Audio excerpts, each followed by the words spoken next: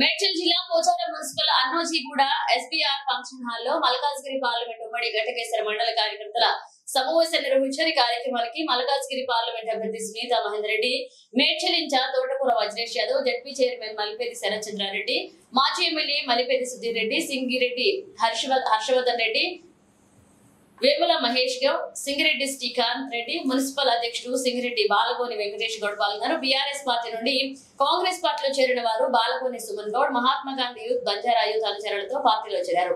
ఈ సందర్భంగా సునీత మహేందర్ రెడ్డి మాట్లాడుతూ కార్యకర్తలందరూ సమన్వయంతో పనిచేసి కాంగ్రెస్ పార్టీ అభివృద్ధికి కృషి చేయాలన్నారు. అందరూ కలిసికట్టుగా ఉండి అత్యధిక మెజారిటీతో గెలిపించాలని కోరారు. కాంగ్రెస్ ఇచ్చినటువంటి 6 గ్యారెంటీలను తప్పకుండా అమలు చేస్తామని సందర్భంగా తెలిపారు.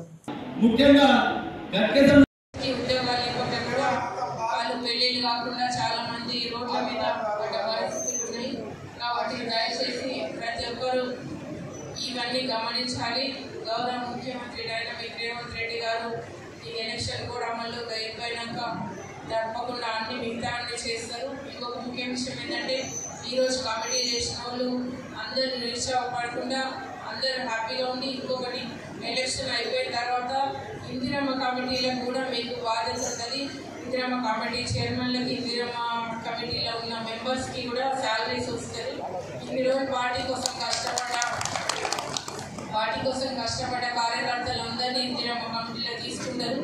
మీరు నారాజు కావద్దు. మేము సీనియర్లను జూనియర్లను అనుకొని కొత్త పార్టీలో జాయిన్ అయిన వాళ్ళు కూడా మర్యాద ఇవ్వండి.